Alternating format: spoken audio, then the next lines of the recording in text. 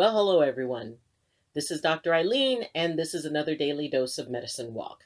And for those of you who are listening in on Blog Talk Radio, this is Healing House Radio. And we've got Luna the MCat, who's decided to hang out, and Sam is over just chilling.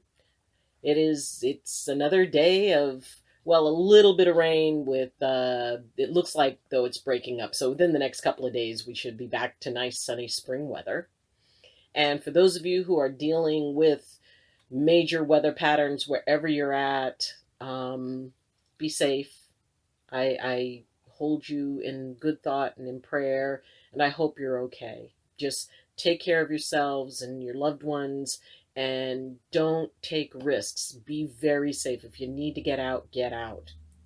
So, just, be well. My heart to yours. So, today's question deals with, actually, it's kind of an interesting one because it's not something that most people would automatically wonder about. And yet it actually is a very, very good question because it has to do with basically how well we know ourselves and by what labels we apply to ourselves. So, today's question is, how does an empath know that they're an empath? Really good question, because it has to do with, like I said, how well we know ourselves. It becomes an issue of how we frame what it is that we do, what it is that we are. And often that framing comes from when we were children, when we were very young, how we responded to things, and whether or not the people around us understood what empathy was. And in a lot of cases, especially, for those of us who are a little bit older, it wasn't something that was really talked about. It kind of put you outside of the norm. You weren't a regular kid. And it may be that a person does not know they're empathic or would not label themselves empathic. They would label themselves as they have been labeled: overly sensitive, dramatic, too much imagination, too nosy. That, you're getting into other people's business. You don't need to get into their business, even though what's inside of you is already connected to them. And yeah, you want it to make sense. And empathic children tend to ask questions because, people will say, it's like, well, that's none of your business. Well, there's a part of you that's making it your business. And for people who understand that, they can be able to address with that person, okay, so is this because you're picking up something energetically? And if so, we can talk about that. We can explore it. And, it doesn't have to go deep into what somebody else's story is, yet it can still be explored enough and talked through enough that it can at least give you enough of the pieces of the puzzle to go, oh, okay, so this is the broad picture of what might be going on right now. And no, I do not need to get involved with it. Because often empathy is not about getting a message so you can get involved. It is about being able to perceive something and bearing witness to it. Now, is it possible that it is meant, that you are getting that because there's something you're meant to do with it? Yes, that's always possible. And if it's for people you don't know, because you can get an empathic resonance with someone's energy who you have no connection to, well, then it becomes a little bit trickier. And it still basically means that it's more about finding balance with what you're feeling, being able to go, oh, okay, this is what this person is projecting, and this is how I find balance with it. So if you're somebody who has always been real sensitive to other people and, things like, oh, well, they're the best person to talk to. People will describe you as someone who really knows how to listen. And people will say, it's like, wow, it's like you understand me in a way that nobody else does. And that can be especially tricky when you're dealing with someone who's in a relationship and they suddenly blurt out, wow, you get me better than anyone else, including my spouse. And I actually had someone say that. And the spouse immediately looks at me like, and you are? Why or is he saying that? Then I have to take a breath and look at them and say, why would you say that? And say out loud, nobody knows you better than your spouse. I just kind of have a knack for being a good listener. So, but it's not that I know you better. So it can lead to some very interesting situations. But other ways that a person will know that they're empathic is that animals have a tendency to like them. That animals, have a tendency to be very comfortable around people who are strongly empathic. And if you have somebody who is really able, if somebody tells them a problem, the empath can reflect that back and say, okay, this is what I've heard, and be very, very, very accurate in what that person is feeling. And empaths are really good at being able to ask questions that open that person up to explore things more within themselves. And maybe it starts off, wow, I don't know, why all this always happens to me. And an empath can go, wow, I really get that this is really hurtful to you. This is really frustrating to you. And the person will go, yeah, it is. Or if somebody's angry and everybody's reacting to the person, oh, well, leave them alone. They're just angry. And yes, yes. If the person is angry, an empath can understand and actually be able to say, wow, you just really sound like you're in a lot of pain.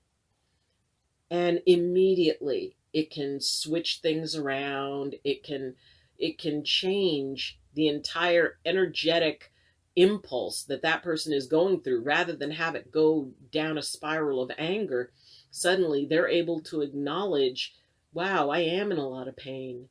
And they can do it in a way that's safe because now they have someone who understands them and who gets them.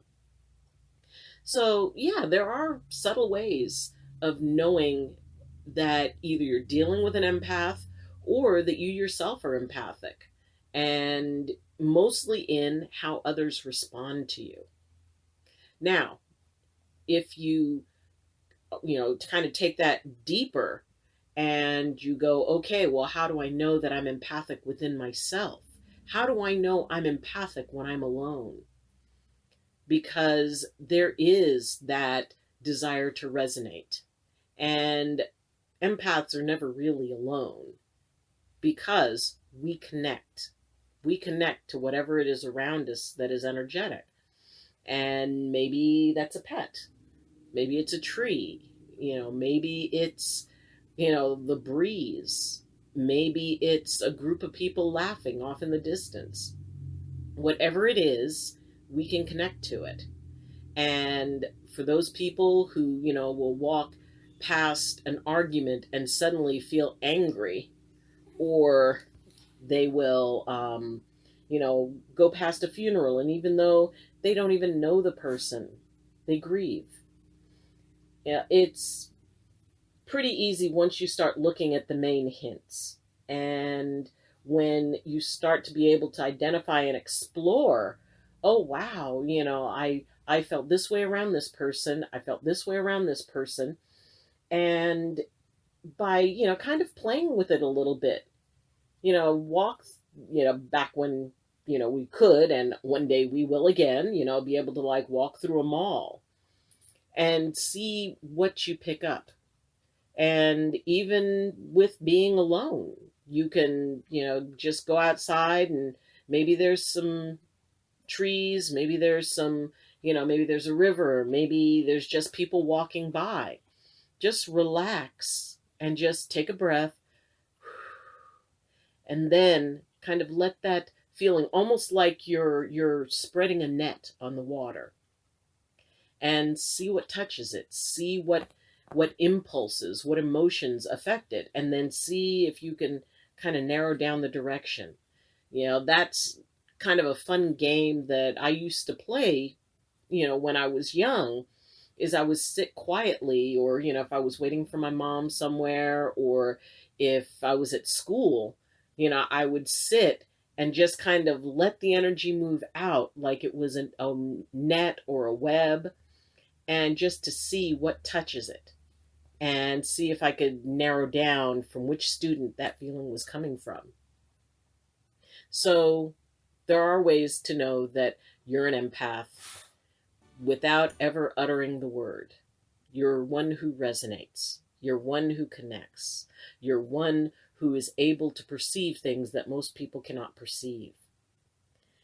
And as I've always said, empathy is a part of who you are. It's not all of who you are.